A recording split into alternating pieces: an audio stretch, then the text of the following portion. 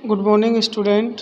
आज हम आपका पढ़ेंगे चैप्टर फर्स्ट रासायनिक अभिक्रियाएं एवं समीकरण, और इसके बारे में जानेंगे कि रासायनिक अभिक्रियाएं क्या होती हैं एवं समीकरण क्या होते हैं। तो मैं आपको जनरली बता दूं कि जो आपका रासायनिक अभिक्रिया होती है, जब दो या दो से अधिक पदार्थ आपस में मिलकर नए पदार्थ बनाते हैं या कोई एक पदार्थ किसी बाह्य कारक के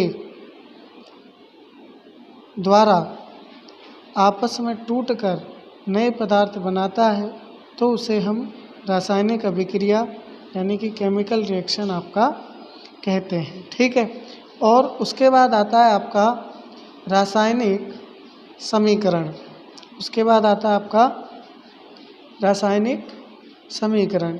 तो जो रासायनिक अभिक्रिया होती है उसको निरूपित करने के लिए, उसको प्रदर्शित करने के लिए जिन सिंबल्स यानी चिन्हों की अथवा जिन शब्दों के द्वारा हम उसको लिखते हैं, उस समीकरण को बोलते हैं हम रासायनिक समीकरण।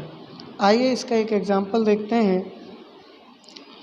जैसे ये आपका दिया हुआ है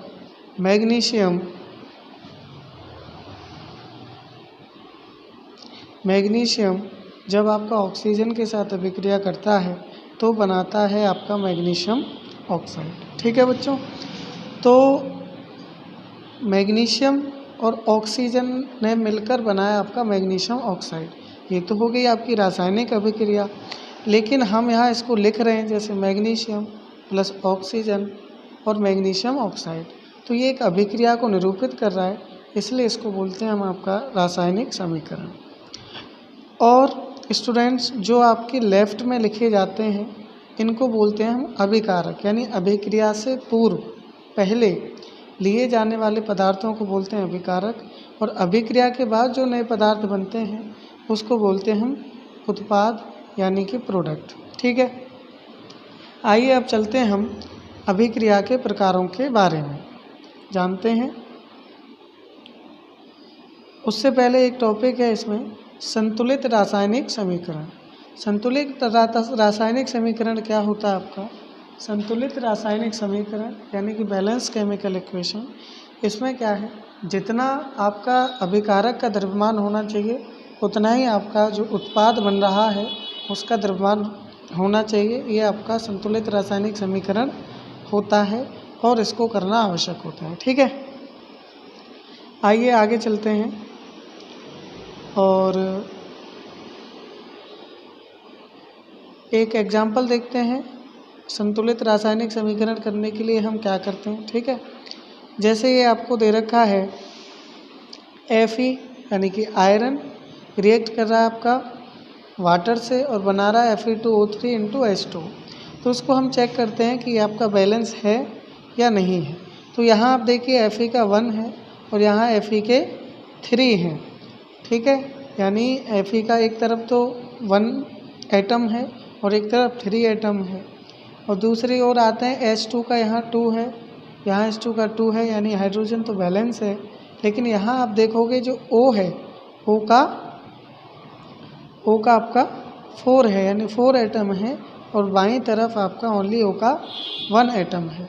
तो यानी ये असंतुलित समीकरण है और इसको हमको क्या करना है, आपका बैलेंस करना है। तो बैलेंस करने के लिए हम क्या करते हैं कि हाइड्रोजन और ऑक्सीजन को हम क्या करेंगे, सबसे बाद में बैलेंस करेंगे। हाइड्रोजन और ऑक्सीजन को हम सबसे बाद में बैलेंस करेंगे, और जो आपके अदर एलिमेंट हैं उसको हम आपका पहले बैलेंस करेंगे। ठीक है।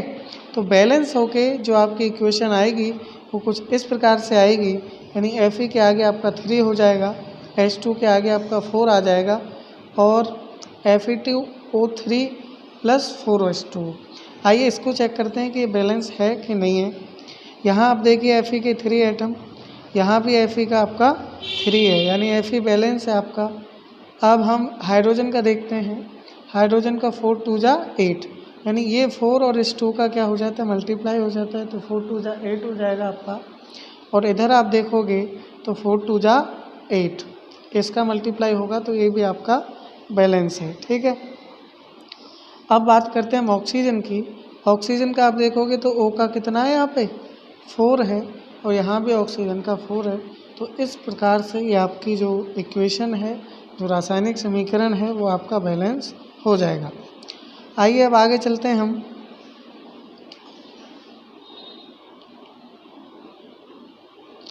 आगे है आपका रासायनिक अभिक्रियाओं के प्रकार, यानी जो आपकी केमिकल इक्वेशंस होती हैं उनके टाइप्स क्या हैं, उनके प्रकार क्या हैं, इनके बारे में जानेंगे।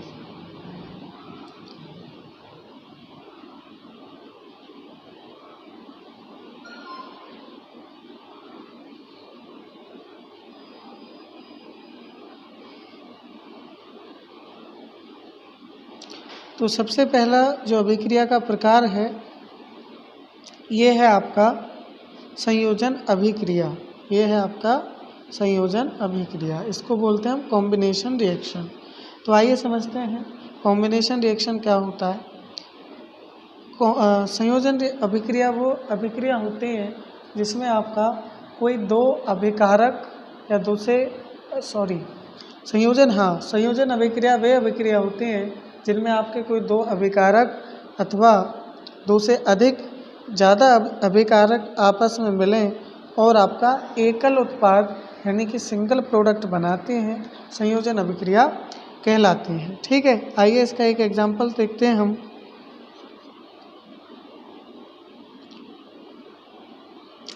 जैसे ये है आपका C यानी कार्बन के साथ आपका क्या मिला, ऑक्सीजन मिला और इसने आपका क्या बना दिया, CO2 गैस बना दिया, यानी कि सिंगल प्रोडक्ट। ये सिंगल प्रोडक्ट फॉर्म करती हैं, केवल एकल उत्पाद ये बनाती हैं। आगे चलते हैं और अभिक्रिया का दूसरा प्रकार समझते हैं हम।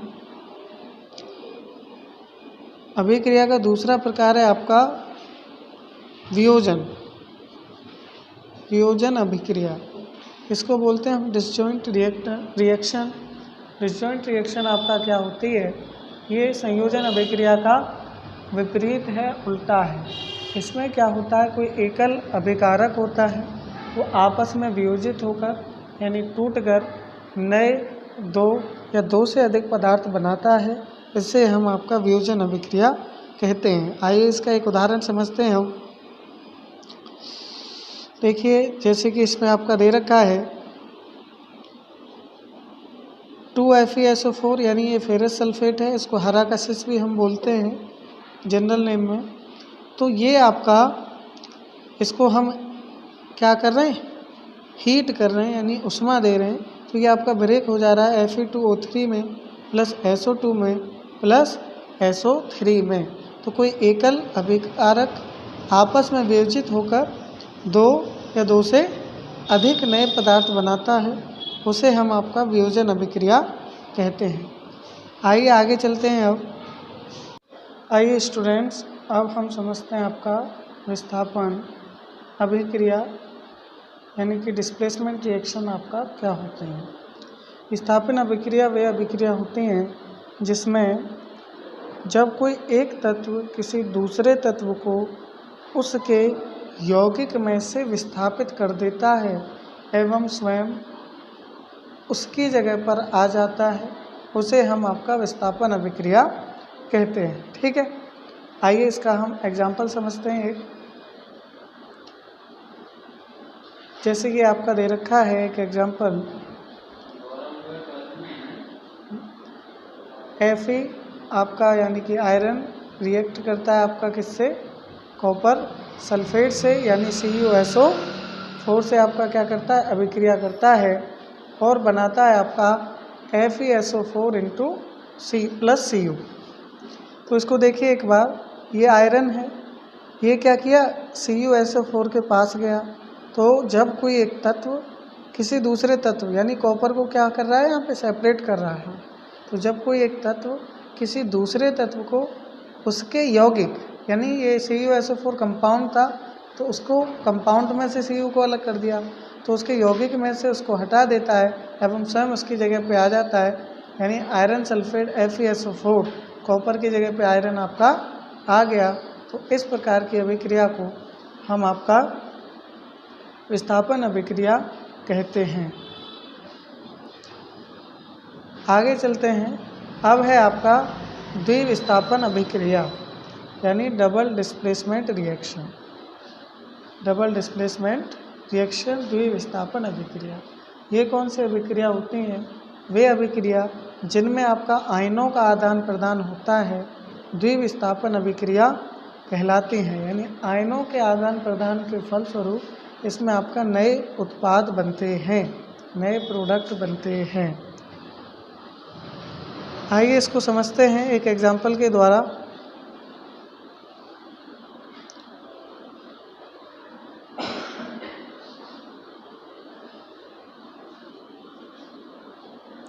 जैसे इसमें देखिए एक एग्जाम्पल दे रखा है आपका Na2SO4 यानी sodium sulphate react with BaCl2, BaCl2 के साथ अभिक्रिया होती है और बन रहा है आपका BaSO4 प्लस NaCl। तो ये बनता कैसे, आइए इसको हम देखते हैं। देखिए Na आपका पॉजिटिव में ब्रेक होता है,